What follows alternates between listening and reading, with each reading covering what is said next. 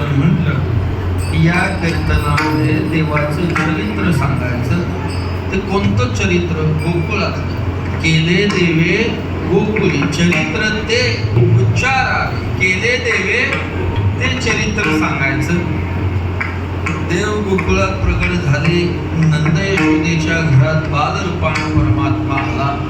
देव आला घरा नंदाची या गावा, धन्य त्याच्या दैवा देव आले. आता जिथं देव आला तिथं काय कमी आहे? काय कमी? गोकुळीच्या सुखा अंत पार नाही लेखा. सगळ्या गोकुळामध्ये आनंदी आनंद महाराज. देव आले घरोघर लोकांनी गुढ्या उभारल्या, तोरणं लावली, कथा करू लागले, गाणे गाऊ लागले. झाला आनंदी आनंद अवतरले होय.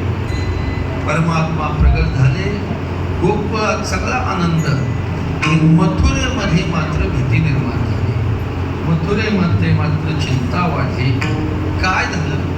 ती माया कंसाला सांगून गेली, तुझ लागी वधी उपजला मज आधी, तुला मारणारा माझ्या आधी गोकुळात आला. ऐका, कंसाला आकाशाच्या वाणीपासून जे समजलं होतं तेव्हापासून कंसानं वसुदेव देवकीला कारागृहात ठेवलं. 6 बाळ मारले आणि शेवटी 8व्या वेळेस एरवीपेक्षा डबल बंदोबस्त ठेवला. शेवटी व्हायचं तर झालं. जो जन्माला येऊ द्यायचा नव्हता तो आला. आता आला तर ठीक आहे म्हणजे कंस त्याला आता लहानाचं मोठंच होऊ देत नाही. मग देव जन्मले अष्टमीला आणि 5व्या दिवशी देवानं पुतना राक्षसी गोकुळात पाठवलं. मायावी राक्षस, सुंदर स्त्रीचं रूप धारण केलेलं, भरजरी वस्त्र कपडे घातलेले. लोकांचा स्वभाव आहे, लोक नकलाला म्हणतात, असली चालत नाही लोकांना. देवानं तिचं शोषण करून तिला मारलं. तुका म्हणे देवे पुतना शोषिली जीवी. महाबळ भट्ट पंचांग सांगण्याच्या रूपात आला. देवानं त्याची विटंबना करून पाठवलं. विटंबिला भट दिला पाठीवरी. अनेक राक्षस आले. कागासूर कावळ्याच्या रूपात आला. बकासूर बगळ्याच्या रूपात आला. धेनुकासूर गायीच्या कल्पामध्ये बैलाच्या रूपात आला. अजगराच्या रूपात, बैलगाडीच्या रूपात. षटकासूर बैलगाडीच्या रूपात. तृणावर्त गवताच्या काडीच्या रूपात. त्या राक्षसानं विचार केला, कृष्णाला मारायला जाणारा जो राक्षस जातो गोकुळात तो मरतोय. याचा अर्थ कृष्णाचं बल गोकुळात विशेष आहे. आता आपण असं करू म्हटले, कृष्णाला गोकुळाच्या बाहेर उडवून देऊन मग मारू. तो तृणावर्तानं असं मोठं वादळ उठवलं महाराज. असं वादळ आलं, चक्रीवादळ आता म्हणतात ना आजच्या भाषेत. ताशी 400 किलोमीटर 300 किलोमीटर असं वादळ आणलं महाराज गोकुळात. कृष्णाला उडवून द्यायचं. देवाला उडवलं पण देवानं वरच्या वर हवेतच त्या राक्षसाला मारून टाकलं. भगवंताच्या गळ्यात रिठा बांधला होता. रिठा, त्या रिठ्यात सूक्ष्म रूप घेऊन बसला तो एक राक्षस. देवानं अशी लीला केली. खेळता खेळता तो रिठा तोंडात घातला आणि दाढे खाली रगडूनच त्याला मार. बालपणी रिठा रगडीला दाढे. दाढेचं काम काय असतं? दाढा रगडण्याचं. दात पडले तर चालतात पण दाढा मजबूत असावे. मग कुणी काय रगडतं, कुणी काय रगडतं. देवानं राक्षस रगडला. काय रगडला? राक्षसच. हे सगळे केव्हा मारले? बालपणी. अवघी दैत्यखानी बुडविली. कागबग रिठा मारिले बालपणी. गल्लीत आले. देवानं हे सगळे सौंगडी गोळा करून प्रत्येकाला विचारलं, कोकणात राहणारे अशक्त का? सगळं दही दूध मथुरेला कंसाकडे दिलं जातं. आपल्याला ताक मिळतं, आपलंच आहे, मागून मिळत नाही. चोरी करायची. कृष्णा चोरी हो, आपलं चोरायचं. मग चोरायला काही शस्त्र लागतील ना? हो, मी सांगतो ते आणा. काय आणा? काठी आणा, खडे आणा,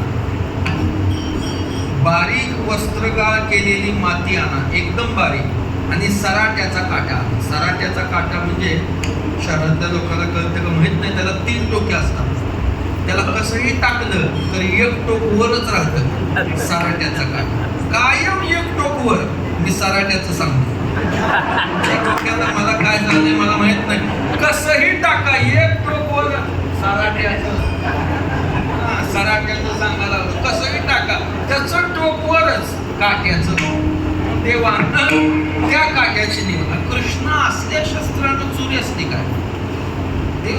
दही दूध चोरायची शस्त्र आहे. मग याचा उपयोग कसा करायचा? सोपा आहे म्हणले. आपण गवळणीच्या घरी गेलो, रात्रीची वेळ असली, अंधार असला, मग न जाणो लोड शेडिंग असेल, लाईट कपात, सगळीकडे अंधार, काय करायचे? हे खडे अंधारात टाकायचे म्हटले. हे खडे डेऱ्यावर पडले की भरलेले डेरे बदबद वाजतील, रिकामे डेरे ठणठण वाजतील. खड्याचा उपयोग झाला. हे काठी कशा करतात? एखाद्या गवळणीनं शिंक्यावर लोणी ठेवलं असेल, आपल्याला हाताला येणार नाही, मग या काठीनं त्या डेऱ्याला छिद्र पाडायचं किंवा डेरा फोडायचा आणि लोणी घ्यायचं. बरं. मग हे काठी कशा करता म्हणले? आता तुम्ही सगळे गोपाळ आहेत, तुम्ही काय शांत खाणार आहेत का? तुला मला, तुला मला, तुला मला, गोंधळ झाला, गवळण उठली. त्या गवळणीच्या रस्त्यामध्ये हे काठी टाकायचे. गवळण काटा मोडल्यावर काढायला गुंतली की पळून जायचं. बरं. आणि ही बारीक माती नाही म्हणजे एखादी गवळण अति शिकलेली असली, घरात चप्पल घालणारी असली, चप्पल घालून आलीच तर तिच्या डोळ्यात माती टाकायची. पेंड्या म्हटला चप्पल घालून आली, तशी गॉगल लावून आल्यावर मग काय त्या काळात गॉगल नव्हती. असते तर देवाने एक उपाय ठेवला असता ना त्याच्याकरता. हे सगळी चोरीची तयारी झाली, चोरीची वेळ ठरली, चोरीचं स्थळ ठरलं. सगळे गोपाळ एका वाड्याच्या बाहेर आले. देवानं मायेनं गोपाळ वाड्यात नेऊन यथेच्छ दही दूध प्राशन केले. शिंके उतरोनिया काय नवनीत नकळे बहुत होय तरी दूध डेरे रांजण भरले तुनी खाय ते भरून दाट. साक्षात परब्रह्म चोरी करतोय महाराज. दही दूध संपत नव्हतं, वाढत होतं. देवानं डेऱ्याला स्पर्श केला, डेरा रिकामा केला की भरलेलाच राहायचा. आता परब्रह्माचा हात लागलाय त्याला, काय करावं? देवानं एक युक्ती केली. एक तर डेरे फोडा किंवा डेऱ्याची पालथी उतरण घाला. पालथ्यात काय राहतं का? पालथ्यात देवानं उतरणीच्या जागी उतरण लावली, पण पालथी लावली. उतरण कळती का? आता डेऱ्यावर डेरे असतात त्याला उतरण म्हणतात. उतरण असायची. दुधाचे उतरण, दह्याची उतरण,